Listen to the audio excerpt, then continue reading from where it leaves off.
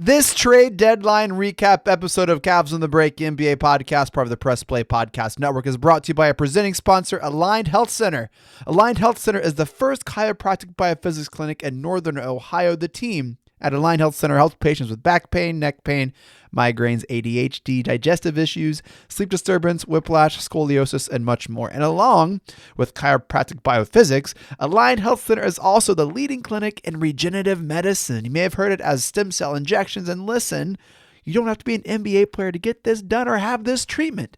If you have low back pain, shoulder pain, knee pain, arthritis, if it's hard to golf or you can't put your shirt on, if it's hard to sleep, check out Regenerative Medicine Clinic at Aligned Health Center. Come in for a free consultation, get some imaging done and x-rays to see how Aligned Health Center can help you get rid of this pain. There are no multiple shots, and this is complete with physical therapy built into the process, so there's no downtime. And look, it gets even better because Aligned Health Center doesn't charge people for x-rays or exams. And they won't bill you later either. They let you know right up front, right away, how much it's going to cost. They are transparent. They are number one for a reason. So call Aligned Health Center at 440-385-7357 or visit their website at alignedhealthcenters.com to make an appointment and to learn more about how Aligned Health Center can help you. Again, that's 440-385-7357 or visit alignedhealthcenters.com and click the number or the link in the show notes. Before we get to the show, I have to take a few minutes to talk about our brand new show we launched this week on the Press Play Podcast Network, Up Next. Hosted by Kristen Aviles and Christina Walter, Up Next covers all your favorite streaming content, so you're not left out of the WandaVision or Falcon and the Winter Soldier conversation. They touch on all the trending shows available on Netflix, Hulu, Disney+, HBO Max, and Amazon Prime Video. Each episode, they also feature some movies, and their first episode featured Dead Poet Society and One Night in Miami. It was just absolutely brilliant. Kristen and Christina did fantastic. They're hilarious. They're smart. They're funny. They'll make you laugh and make you want to watch or skip if they recommend whatever show they're talking about. Catch Up Next, available wherever you listen to podcasts. We also just announced the premiere of a brand new show on the Press Play Podcast Network, the Ray Guy and Rhoda Show. R&R is back, baby, and it's better than ever. Catch Michael, Ray Guy, and Kenny Rhoda as they talk about all things sports. Look, this used to be a show on the radio. It's been dead for a while, but we're bringing it back, and let me tell you, they have a lot to say. Catch the Ray Guy and Rhoda Show premiering April 1st, only on the Press Play Podcast Network. Sam and I wanted to hop on and recap the trade deadline really quick for you. We invited our good friend Chris Mikesell to help us talk about the rest of the NBA. We asked each other if Kevin Love is our version of Blake Griffin and who moved the needle the most. Really, I really like what the Heat and the Nuggets have done. Very strong moves. The Heat, especially if DeMarcus Aldridge signs with them. They got Depot. Could be a really special team. I love Spo. Love the Heat. Love what they did last playoffs. I just think it's going to be a lot of fun. And as always, just want to say thank you for downloading and checking this out. And then that's enough from me. Let's just get to the show. Let's talk about some basketball, folks. Here we go. Iguodala to Curry, back to Iguodala, up for the layup. Oh, blocked by James. It's over. It's over. Cleveland is a city of champions once again. The Cavaliers are NBA champions. That sound means it's time for Cavs with the Break NBA podcast, part of the Press Play Podcast Network. I'm your host, Chase Smith, and with me, he's the editor and writer at 48minutes.com. Sam, you started 48minutes.com, didn't you? It's yours. I sure did. So just founder of 48minutes.com, assistant editor and writer at Outkick.com. He is our Cavs insider, national NBA writer, Sam Amico. Sam has his phone plugged in all day. Trade deadline day, Sam. What a day. It's both a wonderful experience and maddening to try to keep up with. You haven't slept in 3 weeks? Actually, I slept pretty well last night, but I'm so, we probably, I know we had north of 30 posts on the site today, probably close to 40. Yeah, I love that you're like 48 posts for 48minutes.com. Check out 48minutes.com. They did a great job covering the trade deadline today. And with us, a special guest again. He joined us for the NBA draft recap and did such a good job. Friend of the show. He's going to join the network in some capacity. He's had this show in podcast purgatory. Chris, it's been almost like 5 months, man. It's been a while. It's been a while. I need to get We're my act glad to have together. him here back with Cavs on the break. Chris Mikesell. Chris, what's up, buddy? Hey, thanks for having me, guys. I'm really excited to be with you. My Dude, favorite, it's like the best holiday of the year. Trade deadline. I had it off work, took it off work today. Nothing but looking at the stuff going down. So I'm very excited. it does seem the kind of like a little hop in my step today. My phone died Oh, yeah. way early. It was That's a rookie move. yeah. Sam, it was a rookie move. Sam, you were on my alerts. I turned your alerts on my Twitter. So every time you tweeted it, I saw good old Sam Amico. I pretty much had Sam's tab open on my browser, just ready. Okay. I was going to say, clicking every link. first of all, I'm shocked that it's not always that way, Chase. and secondly, you probably got really annoyed.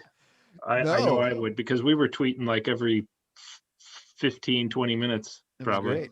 It was great. So let's talk about the trade deadline. It has come and gone. Sam, we recorded on Tuesday about some possibilities of what could happen. And I'm going to say maybe 50-50. We kind of saw that JaVale could be traded. We kind of saw that Andre, almost forgot his name, Andre Drummond would be bought out. But other than that, no one else really moved.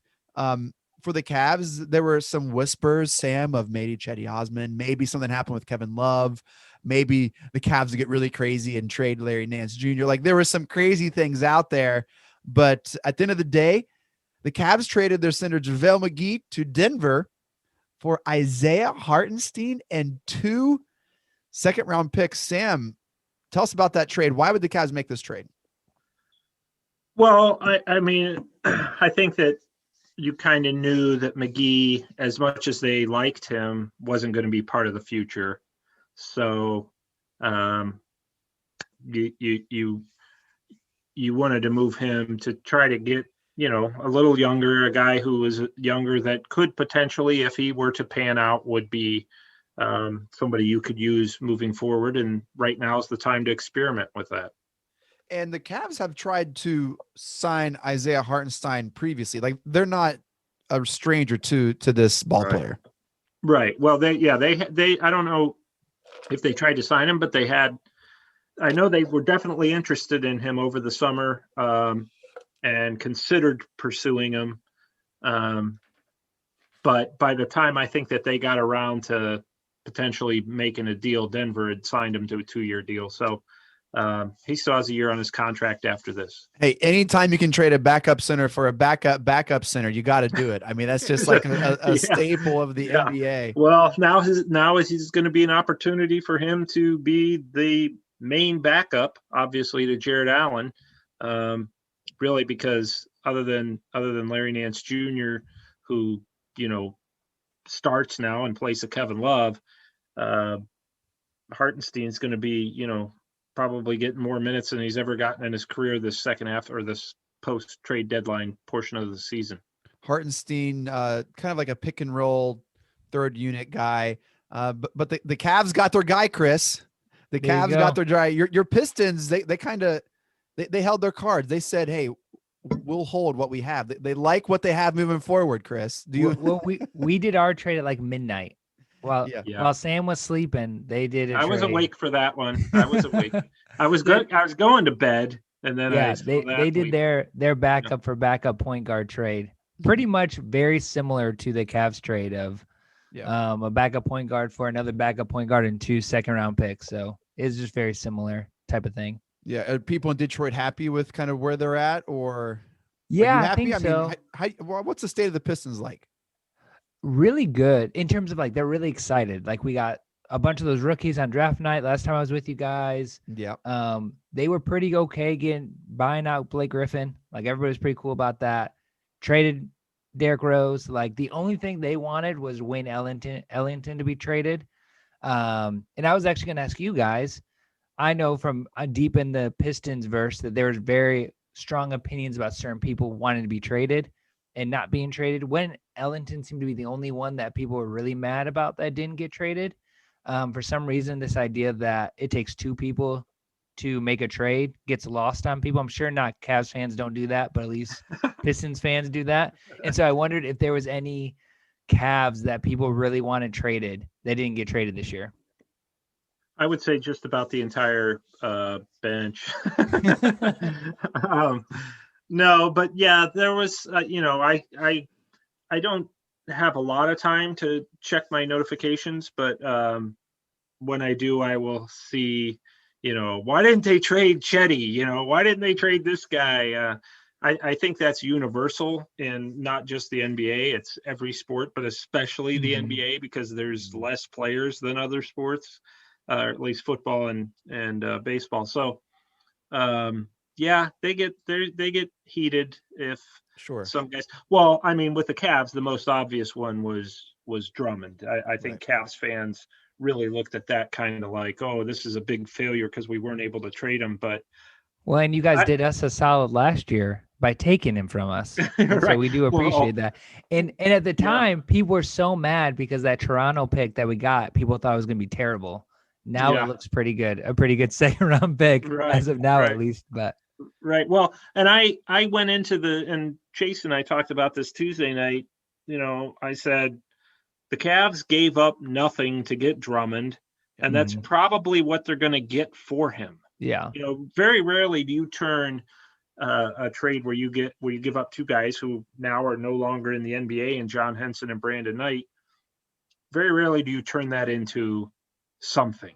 It's usually, and that's why the Pistons made the trade, because it was, we know this is coming with his expiring contract next year, and it's huge, and it's going to impact our flexibility. So, yeah. Well, the Pistons argument is that we did get something, which is Jeremy Grant, right? Like if we don't make that Drummond trade, we don't get to sign Jeremy Grant. So that's what a lot of people are saying on the other side of it. And sure, I was asked, that makes sense. Do you think Drummond, all this still would have happened with Drummond if they wouldn't have traded for Jared Allen? Do you think they still would have bought him out eventually? Still would have, or did that Jared Allen trade change everything? I think part of a big part of the reason that they traded for Jared Allen was because they knew that this was coming with Drummond. They had tried to work on a contract extension, and they weren't getting anywhere. And I think they saw, we're not going to be able to come to terms with him, so we need to go out and get another guy. And I think once they went out and got Jared Allen, that was pretty much the end for Drummond. And then he played a few games, wasn't happy with his minutes, and that was unofficially the end. I know I said jokingly a few minutes ago, anytime you can trade a backup center for a third string center, you have to do it. But I really do think anytime you can trade for a player like a Jared Allen, who's young, who has a high ceiling, there's only maybe three centers you're like, no, we're good.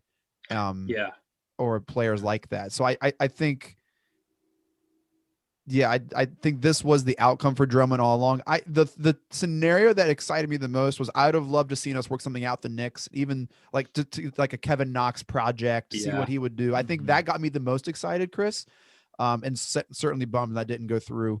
But yeah, I would say Dre Drummond is the one people are like, well, I wish we would have got something for it. So is the ship pretty much like, is Kevin Love your Blake Griffin? Like people just like know that this dude just not going to get traded anytime soon. Yeah, he really is. That's a good comparison because, they both lost a lot because of injuries, and they lost a lot because of almost within a year or two after signing. So without question, they were offering Kevin Love probably for a week, and they kind of knew they weren't really going to get anywhere with that. Yeah, I don't know if I would say he's our Blake Griffin. I mean, let's put a little respect on Kevin Love's name.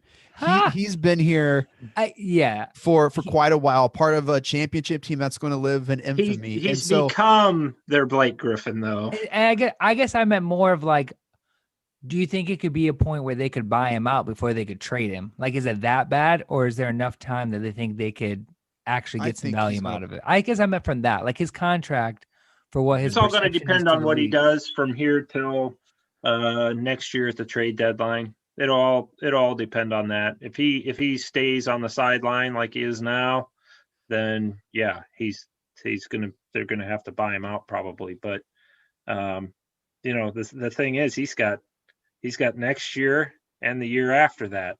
Yeah. So, I guess I should say I'm sorry. Kevin Love, Stephen Curry, stopper.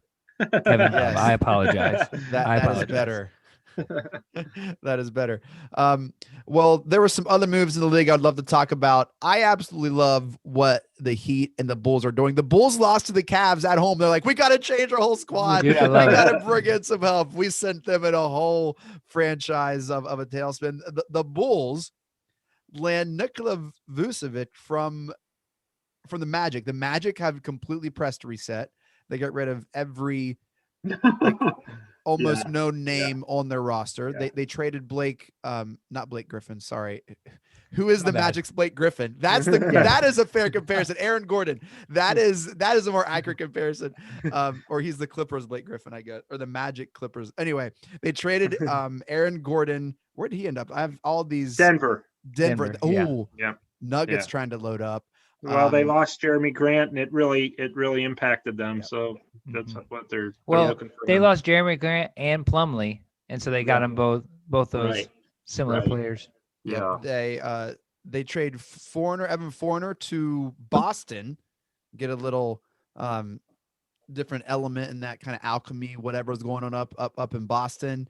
And they trade there was Vucevic, Foreigner, and Aaron. Oh, yeah. So And Aaron Gordon. yeah, we talked about that. And the Heat, they trade for Victor Oladipo right close to the deadline. I didn't think a trade was going to get done. People didn't think it was going to get done, but they got Depot. And Houston, I saw a tweet that they turned James Harden into like 2 firsts, 2 seconds, and I didn't even remember who they got from. Oh, Kelly Olynyk. Yeah. Like that's their James Harden haul. And you're Yeah. like, oh my gosh. And That is Caris LeVert just drops almost 30 on the yeah. Pistons last night, and Jared Allen's averaging a double-double. Man, that does not look good. Yeah. No. Yeah. They things are bad in Houston right now. I don't know what John Wall's going to make of all this. He there was talk that they would like to buy him out, but there's no way he's going to get bought out. That's Dude, just he not had a contract. more money You than can't- Griffin. Yeah, you can't. He won't be bought out. So he's there through all this, the poor guy, unless our old friend Kevin Porter Jr., who's looked great so far until he missed the last 3 games. But He's on my fantasy team. I dropped him. I picked him up the minute that Houston said we're calling him up from the G League. I picked him up on the I did fantasy Good too. week or so. They still have Boogie, right? Boogie's still down there in Houston. No, he got No. cut. He got cut. Boog. Yeah, he's available. Cavs should sign him, or Pistons, Oh my whoever. gosh. I Yeah. do not.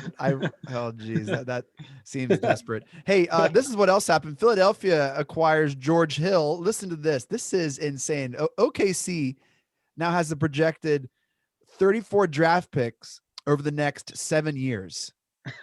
Yeah, Some of those stupid. kids are in 4th grade. 17 first round picks and 17 second round picks in the next 7 years. That's insane. Yeah, they won't use all those, but guess what? You can, when somebody's ready to have a fire sale, and you can, you use some of those picks. Say you get a Cade Cunningham in the next draft, and then all of a sudden you're becoming relevant. You're talking can about use- former or future Piston Cade Cunningham. Oh geez. Yeah, everybody's thinking. You know what? I think Cunningham's good. I actually like the guy from the G League better. Green or Jalen Green, Yeah. Is it Jalen Green? And I like Suggs from Gonzaga almost as much. Hmm. But anyway, Those are the that names. aside, Yeah. what's that? Those are the big 3, it seems. well, Mobley. Yeah.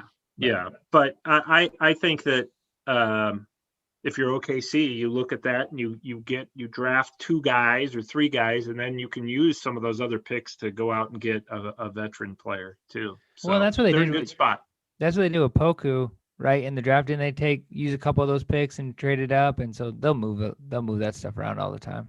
Oh yeah, well, and they got. I mean, if you're going way back, that they used picks to get Harden and move up and all that. So yeah, they'll come around at some point soon. The Hawks trading Rajon Rondo to the Clippers for Lou Williams. That's going down. That's a fun trade. That trade could have happened anytime over the last like 13 years. I feel like, Yeah. Yes. Yeah. which is a lot of fun. Toronto traded Norm Powell to Portland for Gary Trent and Rodney Hood.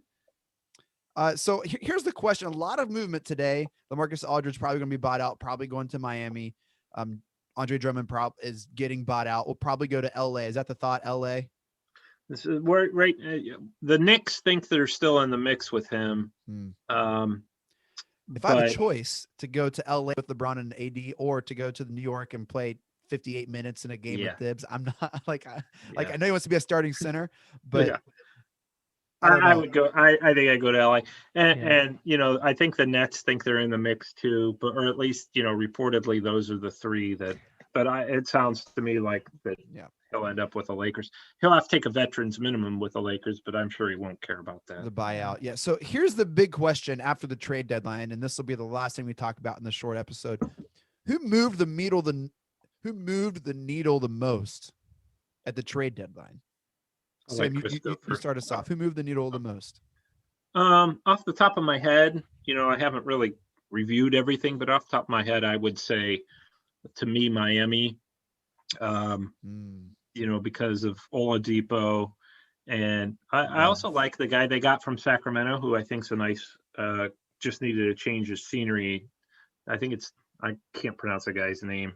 It's Nemanja Jalaka or something. Yeah. And he's a veteran forward. He's a decent shooter, decent player. He'll help replace the loss of Olenek, that kind of guy who's an energy player. But with Oladipo, with Butler and Duncan Robinson, I think that, and obviously Adebayo, I think that team's pretty solid. And they just got Trevor Ariza too. Yeah.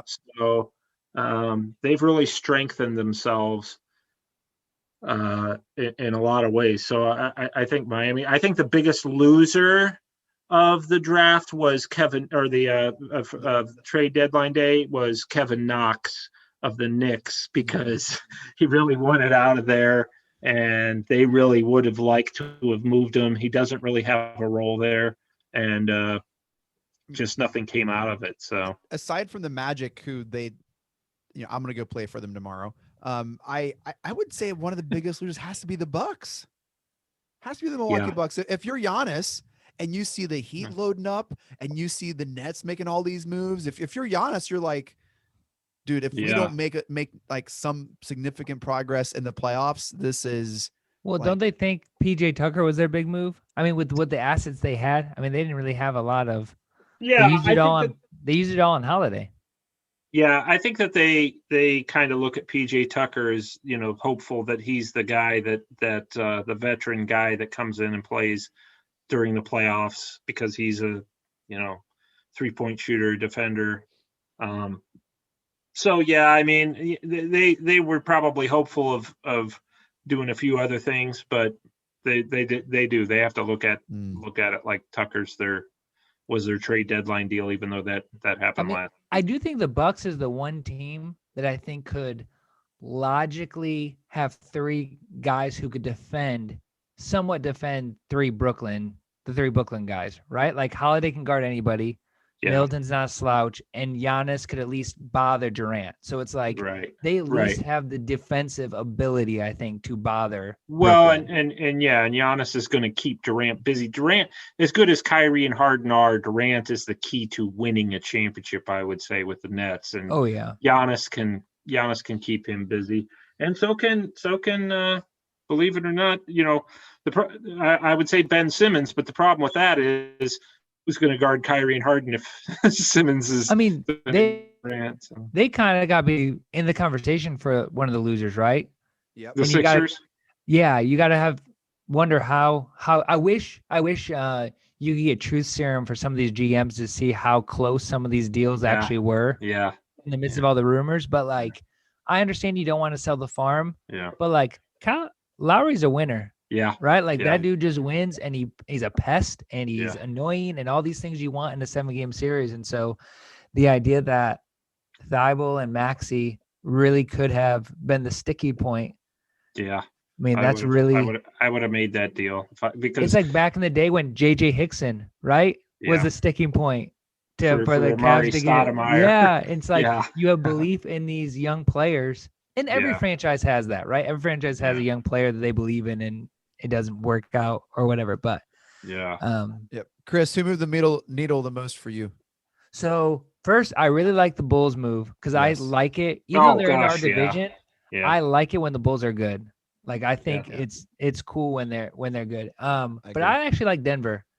I think that's a great pick too. Yeah. I think I like them to move up the standings. Like given what's happened with the Lakers right now, they have a real shot with this starting five that they have to make some noise to move up to get 3 or even 2 and like have a chance to get some security going forward. And so I really, really, really like that move. I think it takes Harris, who might not have played again this season, and turned him into a player, and they didn't really have to sacrifice any of their core to do it. Right. Will Michael Porter and Gordon be able to work together? I guess that'll be a question, but I think it'll work out. Yeah, and to me, Gordon was a very underrated pickup, and I think he was a guy that was dying for a change of scenery, and this will be a good situation for him. And McGee, we've seen what JaVale McGee can do.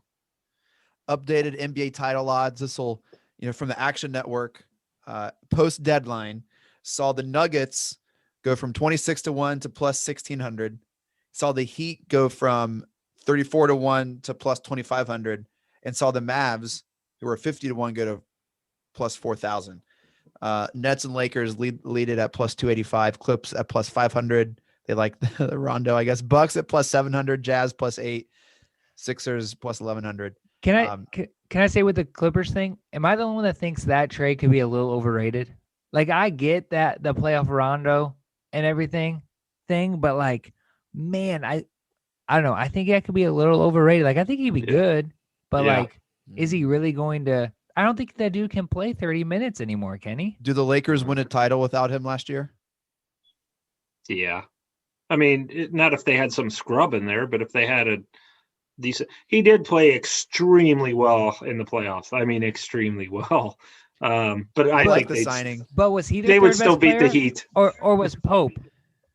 Yeah, I don't know. I think Caldwell Pope could have been their third best player. Like Rondo was a good like fourth player, but I think for the Clippers, they're really looking at him to be the third best player in that team. And